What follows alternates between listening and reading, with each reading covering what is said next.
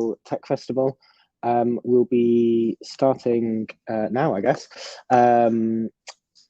For any of you that don't know me, I'm Ben Shorrock. I'm part of the Tech Festival team, and we're really delighted today to have some of the team from Softcat talking about the anatomy of a ransomware attack.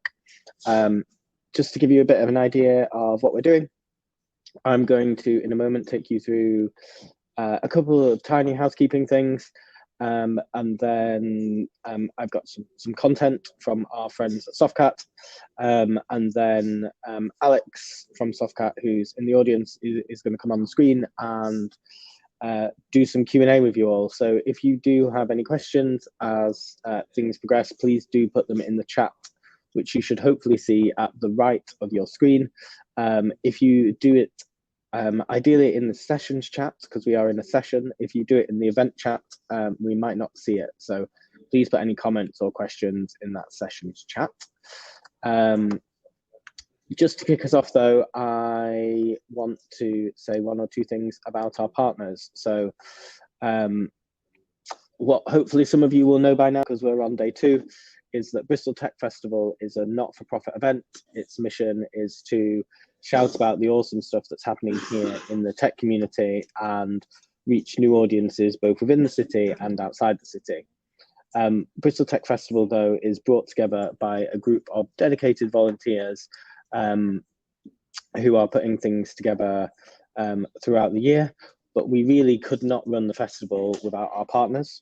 There's a whole range of different partners who get involved in the festival, and if you'd like to get involved this year or next year, please do mention it in chat, and I'm more than happy, or one of the team is more than happy to have a chat with you afterwards.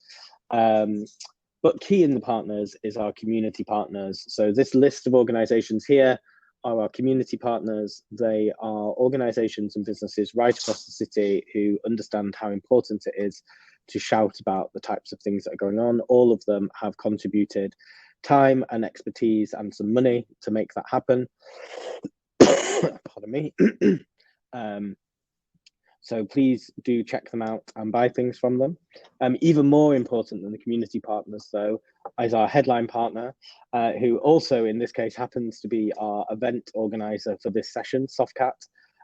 They've been really involved throughout the process, and they've been great, and they are doing lots of exciting things in Bristol. If you are looking for a job, check them out.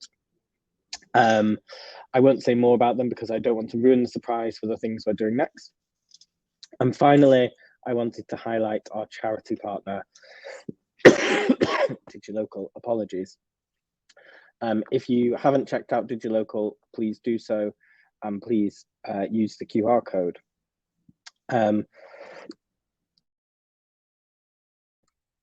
As you can tell, I have a cold. That's pretty much it from me in terms of introductions. I'm going to kick us off now with a really quick piece of content from Softcat, and then we'll do some Q&A.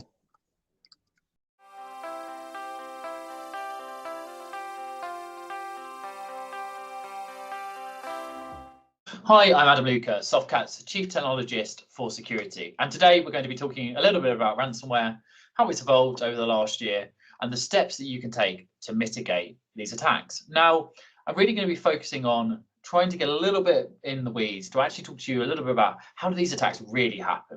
Something that I often find when people are doing talks on ransomware is it all just seems a bit smoke and mirrors. You know, actually, what are the real things that threat actors use, and how can you mitigate against them?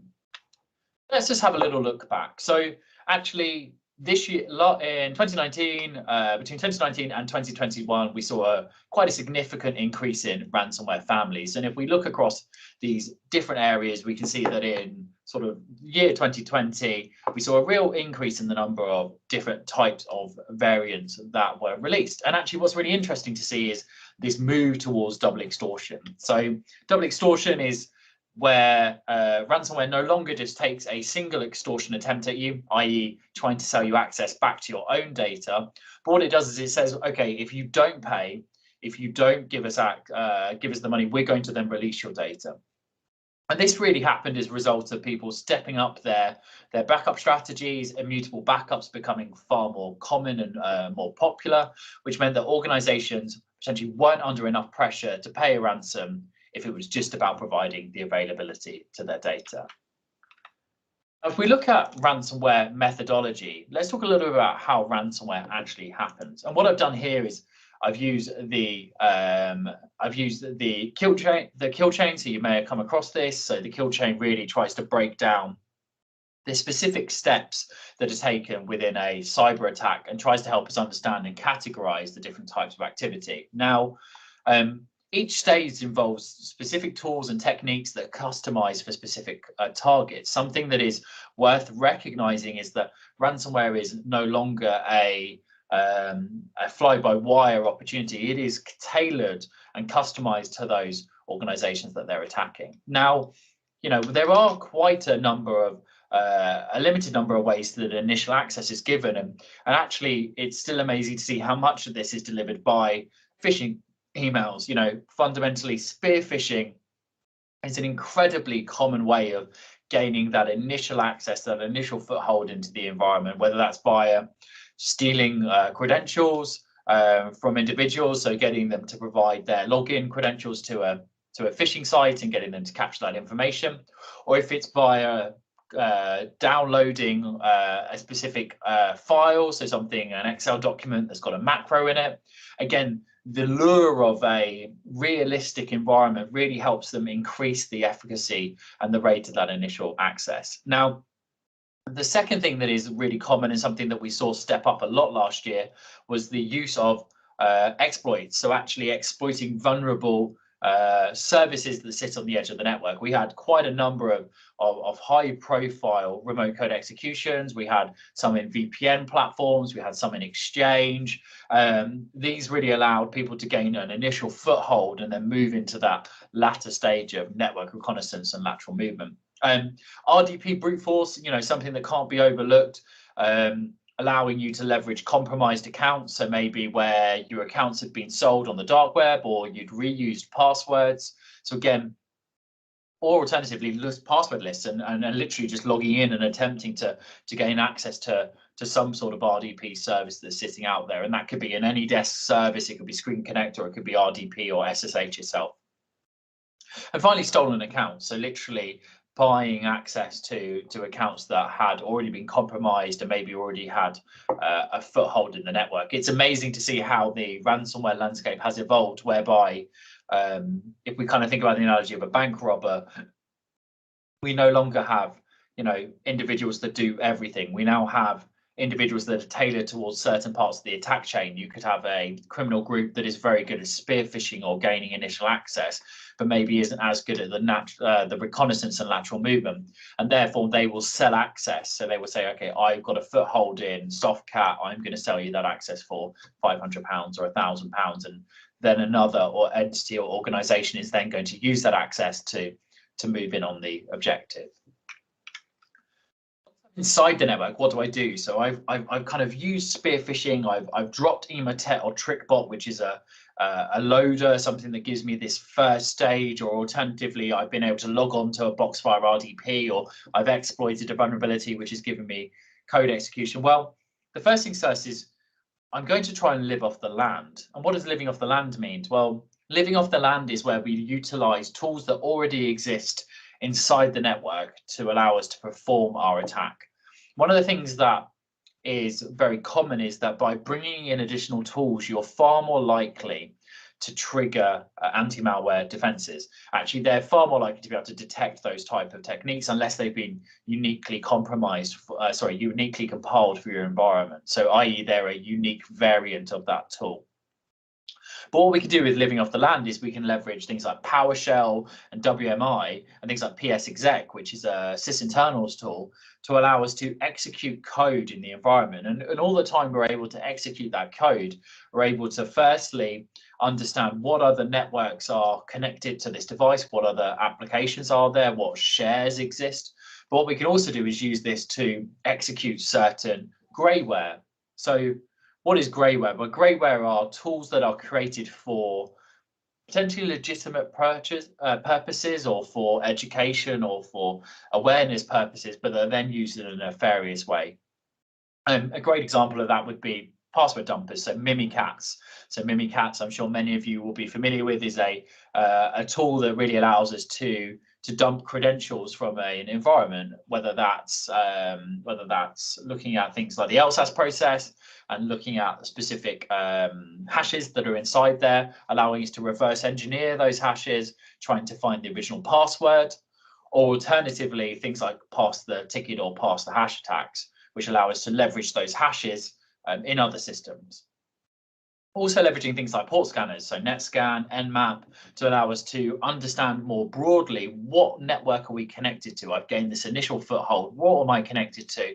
What other services are available? And actually, what information do I have about those services? Are they vulnerable? Are they running out of date software that could allow me to leverage an exploit to gain my next movement? Finally, we're seeing organizations leverage things like Cobalt Strike and Meterpreter. So these are penetration testing tools, again, similar to our Greyware software. These are actually designed to be used by penetration testers to test an environment. But what they're also very good at is providing all of the tools that an attacker needs to drop beacons, to drop code, to download additional steps that allows them to further their attack. So once I've been able to laterally move and understand, gain additional credentials and move across the environment, one of the things I'm going to be really focused on is data exfiltration. So it's amazing to see how many of these attacks utilize very basic tools, things like WinZip and WinSCP, and they're uploading the majority of this data to sites like Megasync and FileZilla. While there are attacks that will do very clever things around steganography and DNS padding and all this kind of really advanced stuff, the majority of organizations are having their data exfiltrated to common off-the-shelf web hosting services. So again, there are ways, to think about how could we mitigate that by implementing strong controls around uploading data to, certain websites, having triggers based upon volumes of data being uploaded. And then finally, I'm going to try and deploy my ransomware, and this is actually the bit that's going to do the encryption. That's actually going to, to complete our objective. And one of the things that we try and do is actually try and terminate antiviruses here. So you've got AV termination up there. So so things like PowerTool and PC Hunter and Process Hacker are all mechanisms that can be used to disable or reduce the efficacy of antivirus, because actually at that point we're going to deploy and execute our ransomware. We want it to have the maximum chance that it's going to work. And one of the case studies we'll talk about a little bit later is amazing to see the level of effort the threat actors put into this particular step, even going to the point of creating specific uninstallers for that environment. And finally, the execution of the ransomware itself. This can be done simply using ps-exec or even WMI scripts or PowerShell scripts. It could be something as simple as a startup script. There are lots of different ways to get a piece of code to execute across an environment. You just need somewhere to store it centrally, somewhere that's accessible by lots of users, and then a way of automating the execution of that. As I mentioned, startup scripts are a lovely way to do that. So these are the different stages that the ransomware goes through and moves through to its final point of deployment. So let's just zoom in a little bit and think about some case studies. One of the things I wanted to do here was to actually give you some specific examples of where certain threat actors, common ones that you may have come across, and how have they utilized some of these techniques. So Sodinkobe, very interesting attack. You can see here, started out by exploiting a VPN vulnerability. So we spoke about one of those common attack mechanisms, or the common initial foothold mechanisms is going to be exploiting a known vulnerability. Again, gains that initial foothold. At that point, they've laterally moved to the data center server using a domain admin account. One of the things that you'll find quite common here is that potentially the VPN that was exploited may have had credentials stored on it that we were able to use. Alternatively, they may have sniffed packets on the wire and picked up credentials from another account that they're able to then use to gain access to a domain admin account. At this point, they've compromised one DC, and they're going to start to spread their attack. So they're going to then move across multiple domain controllers using things like NetScan, so actually going and finding other domain controllers. At this point, they then started to terminate and take off the security tools. As I mentioned, this was an amazing example that they actually created a unique uninstaller. So they actually created an MSI file that was specific to the software used by the victim company. So at that point, they're doing a lot of work here to understand the specific environment that it's deployed on and what makes this different. Following this, they've disabled the server software, and they've now connected to a command and control service to download the additional binaries. This is quite a common mechanism whereby you don't want to take all of the software with you. You want to download that in stages and have loaders, which allows you to keep your payloads much smaller, also reduces the likelihood of being detected by anti-malware services. Again, data exfiltration at this point, going to be exfiltrating this via FileZilla, very kind of simple tool to use, and actually just compressing that down and uploading that to a site. The interesting thing about that is that, again, there was evidence of them being picky. So again, trying to find stuff that was related to PII. They're looking for things that are going to allow them to have a greater foothold or a greater likelihood of you paying based upon that risk of them releasing the data. And then finally, they deploy the ransomware.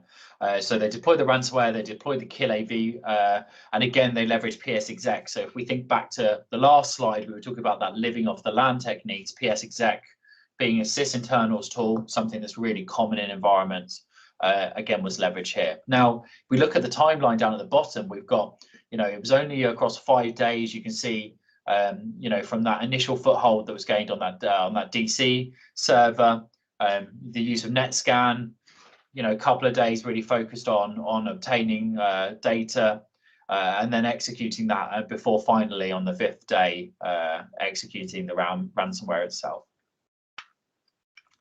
Let's look a little bit at another group. So NeFilm here, very interesting attack. What was really unusual about this, or something that is less common here, is just how long this attack was. If we look at the timeline here, the timeline was 58 days.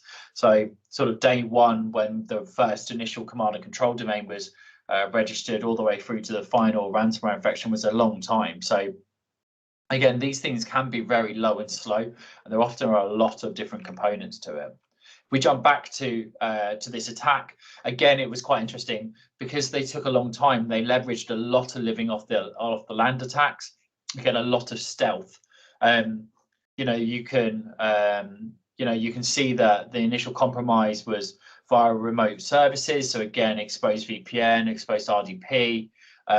They spend a lot of time enumerating things. So part of that discovery phase is trying to understand, okay, well, what am I connected to? What accounts do I have access to? Who's a domain admin? Where are my DCs? And then at this point, they start to bring down additional tools and additional elements. So this attack leveraged Cobalt Strike as well. You can see this idea of a beacon. Beacons are essentially small pieces of software that we can deploy across a network that allows us to run additional code, but also allows us to do further discovery from that location within the network. What they've then done is they've then got their way from where they started, and they've moved their way up to a domain controller. They've gained a domain admin account. They're going to start to enumerate victim machines. They're going to start copying those tools over and, again, disabling multiple processes. So, again, trying to take down the security defenses of the organization so that they can exfiltrate their attack. While they're doing this at the same time, they're also exfiltrating the data, again, using Megasync here. So really popular file sharing site. So, again, some of this stuff is relatively unsophisticated. It's not the most sophisticated mechanisms, but very effective in exploiting exfiltrating data. And then finally deploying their final script. So they're now deploying the scripts and ransomwares, again utilizing PSExec, WMIC, and PowerShell. what's quite interesting here is, just how much they're leveraging those internal tools. They're using those things that we use every day as operators, as IT professionals, to protect and look after our environment. And let's talk a little bit about Ryuk. I don't think there's anyone who's been focused on ransomware at all over the last 12 months who've not thought about Ryuk as a group. They're very prolific. Ryuk is one of the groups that really actually focused on the healthcare industry, and they for a long time were quite virulent and active at focusing on the area that other people said they would choose to admit. What is also very interesting is that Ryuk doesn't always come on its own. Actually, it leverages another piece of malware such as Emotet or Bizarre Loader instead of TrickBot. So these are all the different ways that we would get an initial first stage onto an environment. And this is quite a common attack methodology, something that you may have experienced yourself. So an attacker outside the environment sends malspam. So what's malspam? Well, it's the kind of concatenation of malware and spam. It's utilizing those two pieces, and the attachment generally is a executable, or it's a Excel, or it's some sort of Office attachment with active content that tricks the user into enabling that content, which allows them to download the initial piece of malware, so the Emotet or Bizarre Loader in this case. And at that point, that is going to then start beaconing and start making communications back to the command and control server. Now, here they've again leveraged PowerShell to execute that beacon and pull down that initial piece. At this point now, we're reporting back to the command and control server. So we're saying, hey, I've been able to gain a foothold. Here's the machine I'm on. Here's the information I have. Again, we've got an element of lateral movement. As always with these attacks, we start to scan and understand what other things am I connected to across the environment. Who can I see? Who can I access? Moving laterally over RDP, again, you can see that it's a common use of a protocol that exists within the environment, something that we would expect to see, something that isn't abnormal.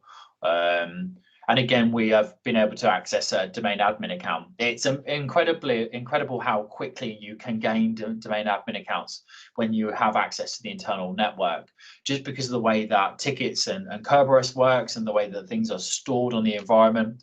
An admin user logging into a machine to provide remote support will leave a ticket, will leave a remnant of their authentication on the device. And should you have malware on there, it is possible to gain access to those tickets and potentially to reverse engineer and gain access. Once they've been able to do that, they've uninstalled the security tool. So again, they've stepped back the security on those data center controllers.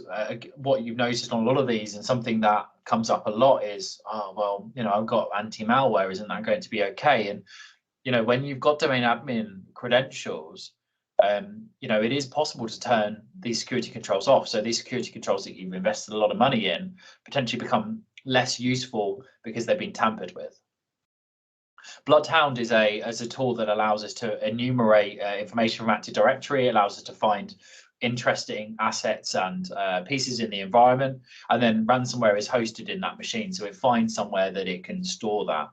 Now, at this point, the attacker again exfiltrates the data and then proceeds to execute that ransomware again remotely via PSExec. So the sort of second time we've seen in our case studies that we've leveraged a piece of software that's used as a IT administration tool.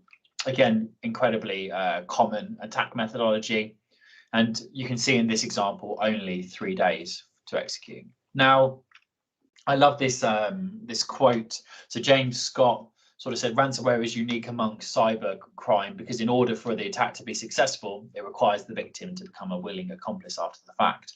And it's very true. It's a unique type of extortion, and something that is probably the most common and most regular or most frequent attack that we will see, just because of its effectiveness, but also its rate of payout for those criminals.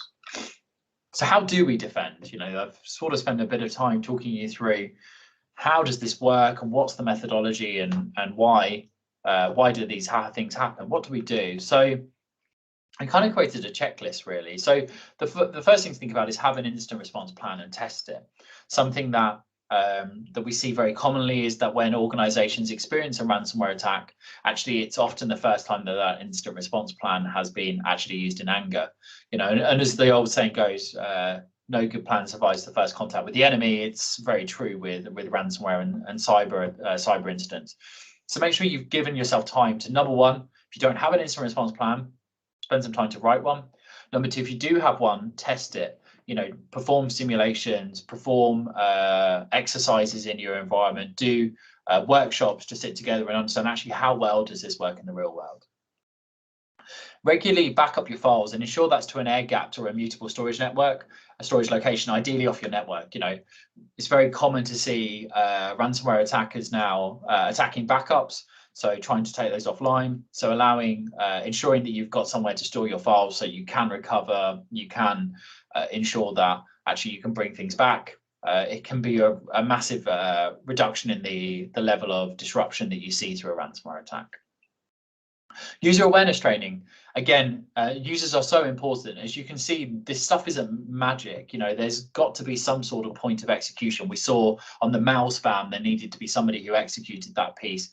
In the use of, say, stolen credentials, you know, somebody had to do some password reuse. Again, training your users to act in the right way and to help you mitigate those risks is really important. And I think if you can get them to be specifically aware about the risks around phishing and around mail spam, you can really reduce the risk of that attack gaining an initial foothold, and therefore some of your more advanced controls needing to step in and do something there. And collecting logs and storing them. You know, it's amazing how many organizations we go into potentially after a ransomware attack who are, you know, really struggling to understand what happened and where were they compromised from. Now, it isn't always the thing that people think about, but when you're able to perform a better root cause analysis, you're able to more readily understand actually what happened, to what extent do I need to contact the ICO, do I need to disclose this? Again, without that information, you kind of have to assume the worst case scenario, which can make it a lot more difficult when you're recovering. Something that comes up a lot is actually people take their systems offline after realizing they've been compromised, and they have to go through every single one trying to just clean each one up and make sure that they're absolutely sure that there's no remnants of the malicious actor in there, and that can really slow things down. So having that log collection provides you with that forensic log that allows you then to understand, okay, I know exactly what happened, and therefore the areas in which I need to go and focus my efforts. EDR, so endpoint protection response, can be really effective in allowing you to firstly detect some of those more advanced lateral movement elements.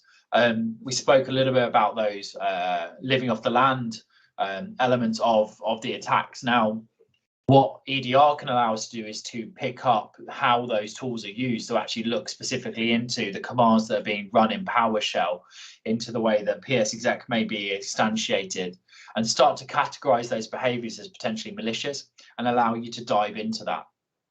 Now, EDR is not a silver bullet.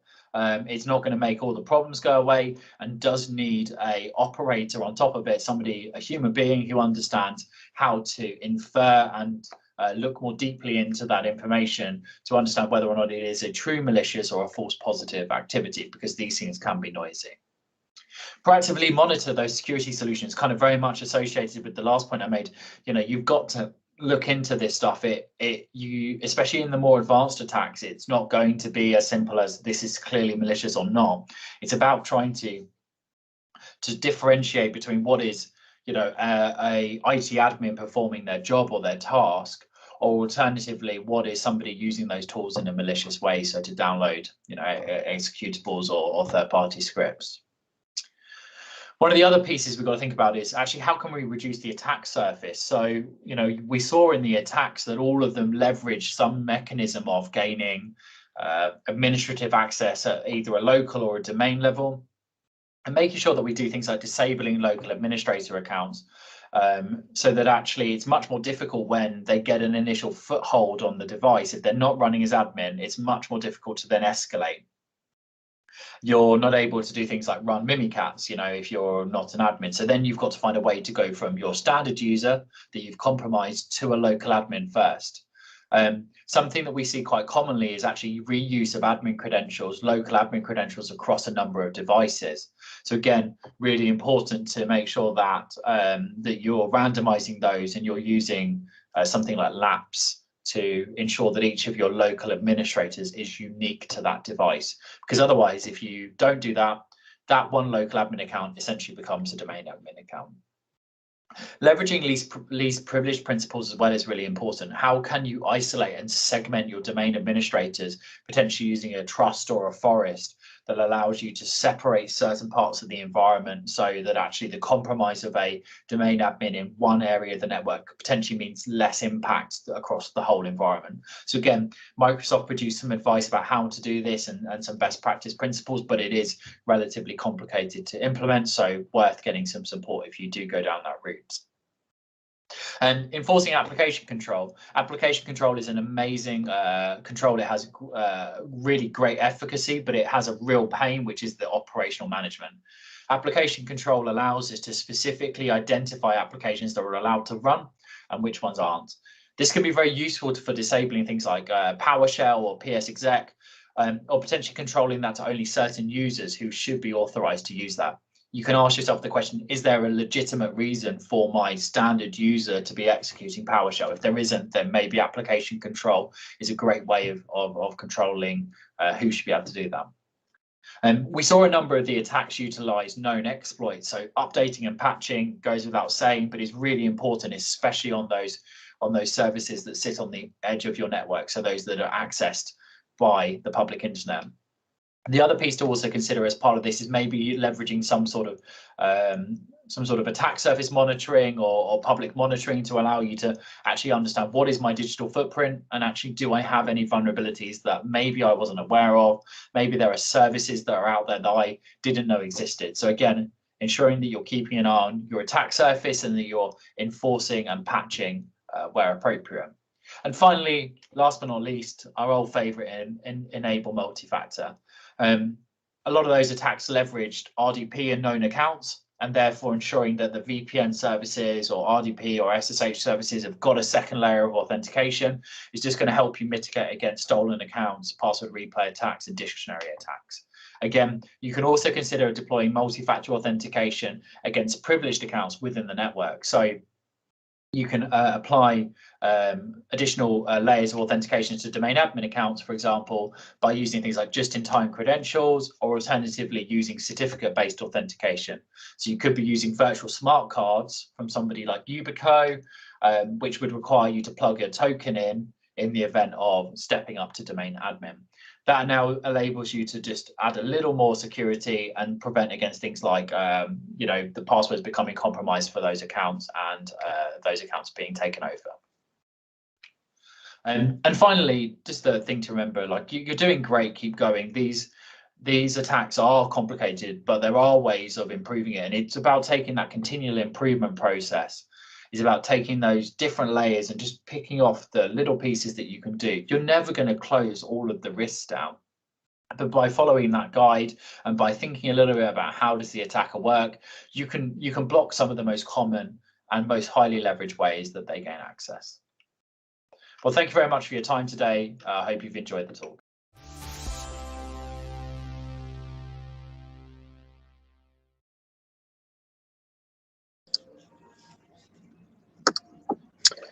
So that was Adam. Adam would have loved to have been here today, but he has literally just gone on paternity leave, and I think we can all agree that's probably slightly more of a priority than any of us. But Alex is here in the audience and is going to come on the stage, I think, in a second, if he wants to click the join session button. But if anyone has any questions for Alex and the Softcat team, if you want to drop them into the chat section here, I'm sure Alex would be more than happy to answer some of those. Hi, Alex. Hi, Ben. How are you doing? I'm good. I've stopped coughing now, so that's good. It sounds like you're getting better. we're starting. Perfect. So yeah, if anyone wants to ask any questions, please do add them into the chat. Otherwise, Alex will get off scot-free. Nearly scot-free. It's always good listening to my colleague Adam's voice for 30 minutes. Must be how much he missed. He's on paternity leave. He's just gone off now, hasn't he? Yeah, he's in week 2, I think it is now. Yeah, so still very much, sleepless nights and all that fun at the moment. But it's part and parcel. I think it's a rite of passage at this point. Yeah, absolutely. So I think there's a question come in through the Q&A, which I don't. Can you see that? Yes, I can. Yeah. So if you get attacked, should you pay a ransom? How does that work? Now, the general academic answer to that is no. There's a kind of double-edged sword that comes with it. One, there's no guarantee that you're actually going to get your data back. Two, it sets a precedent that if you're willing to pay once, you'll be willing to pay again after a period of time. And the third bit is obviously that money will go to fund potentially further efforts of cybercrime along those. Now, there are dedicated services out there in the world that do ransomware negotiation and those sort of things that their sole offering is to get the cost of the ransom down for you. And as everybody on this call will be aware, is that there's not unheard of that there are organizations that have publicly paid the ransom. I think it really comes down to the scale of the attack. First of all, how much of your infrastructure has been compromised, the cost of saying, right, well, we have no backups, we've got nothing to restore from, we are literally going to be rebuilding a green site from the ground up, essentially, and that incurs its own costs. And also the regulatory bodies sometimes, then you might find that compliance frameworks or regulatory organizations that you submit to will dictate that you shouldn't be paying those, and there's other connotations from a legal perspective that might come into that. So my general advice is no, and a good incident response partner will help you kind of navigate that.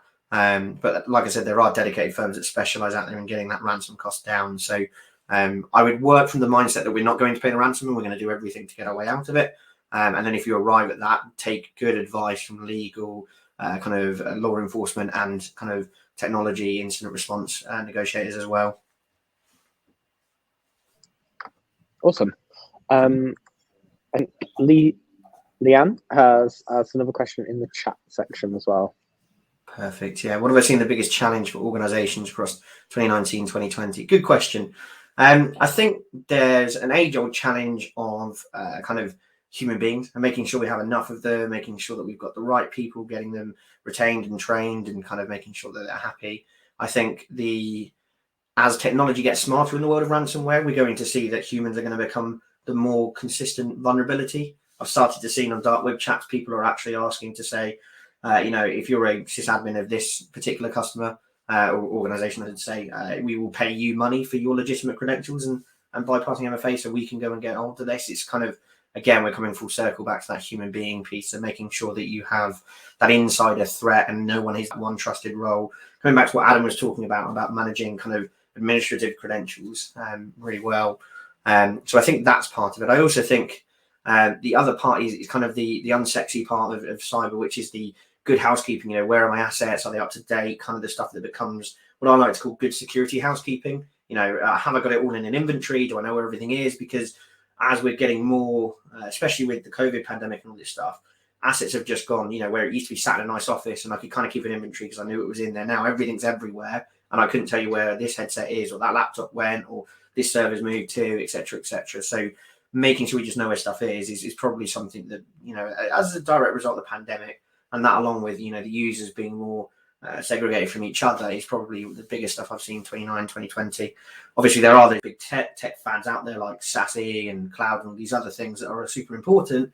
But I think it's the basics sometimes that get forgotten, which is when in an incident we kind of look and go, the root cause was we didn't know about this laptop and that laptop was joined to the network. And that's, that laptop was vulnerable because we didn't know about it. We couldn't patch it. And so it sat there being vulnerable for 6 months with nobody noticing it. So those sort of things really is probably my answer to that question. Awesome. And speaking of that, we have a couple of questions, one particularly around air gapping backups, just appearing in the Q&A.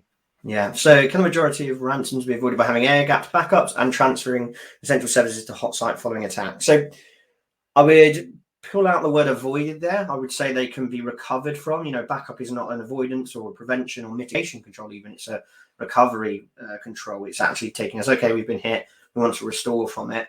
Having air gap backups is definitely valuable. I think your solutions today are really good at saying, hey, your backups are really easily reachable. I can run those backups loads of times, but if I'm a threat actor, if I can go and embed my malware into that backup, it's going to present a really attractive opportunity to me before I start doing anything to say, hey, your one normal control, which is restore from backups, that I know everybody will do in the event of a ransomware attack, I've now taken that off the plate. So what are you going to do?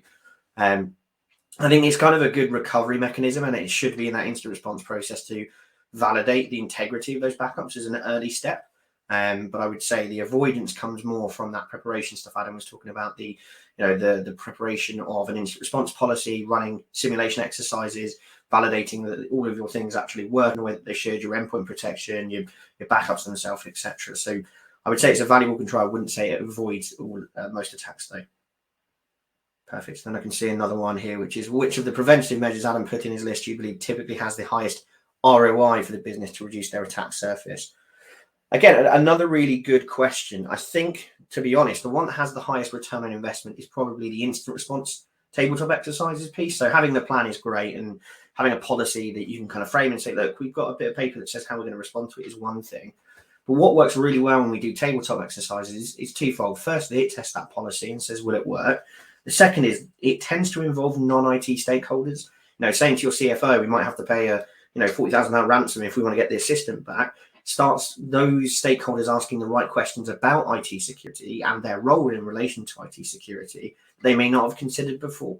And it's a great way to wake them up to actually IT is not the sole owner of the cybersecurity problem. It's an organizational issue. And if they don't want to face those questions, they need to be involved in that decision-making process. The best one I like to ask is around actually, well, we've got shareholders that we need to communicate what we're doing around this incident and why the share price has plummeted because the register or whoever else has got hold of the fact that we've had a cyber incident. Who's going to go and communicate to them? What are we telling them? Most incident response teams don't by default own a PR team within that and say, actually, we're going to have somebody who writes those comms, but it's a super valuable thing that is considered as part of that tabletop exercise that, again, involves those non-IT stakeholders. So from an ROI, that's what I put in there. Another question, again, a really good one about cryptocurrency. So is it true that the use of anonymous cryptocurrency to pay ransom had led to an increase in attacks? By nature, because they're anonymous, there's not that great of an audit trail, so we can't prove a causal relationship. But I would think that this is largely the case. I think it is, if an organization is seen to pay a ransom, that's something that can help threat actors say, actually, I want to go after that organization again. And we have seen the same threat actors in some cases go back to the same organization. What we can't tell for any certainty is how widely that's shared from a kind of dark web perspective, how that's shared between corresponding threat agent groups and things like that. But I think the attractive thing about those cryptocurrencies is a lack of audit trail. I can sink a load of money into Bitcoin and whatever else, and it's not going to be audited, which makes it very attractive for threat actors to use it as a form of currency. And I think it's something that is not going to be going anywhere anytime soon. I think it hasn't led to an increase in attacks. I think the increase in attacks come from the fact that the ease of doing and the scale of doing is what comes with it is just a suitable payment method, if nothing else. The other bit that I've started to see that becomes the increase around these attacks is also getting a report off the back end. So you'll get breached by a threat actor and they'll say, hey, we've compromised you, pay this ransom. At the end of it, the bit of deliverables you'll get is actually a report on how they did it and say, here's some fixed and remedial steps that you can go. And they've essentially used it like a pen test, but in reality, it's kind of a penetration test that was a live test because it was on your live environment by a threat actor. But just something that we're seeing more often there now. Perfect. I think that's all the questions there. Yeah, thanks, Alex. That's really helpful and interesting. Well, if we have no more questions, I think we'll close the session down there. We'll, assuming people are happy, we will share some emails and things afterwards, and people are more than welcome to continue the conversation. But, thanks, Alex, and thanks, Adam. All right, yeah, thank you for having us. Cheers. Cheers, bye.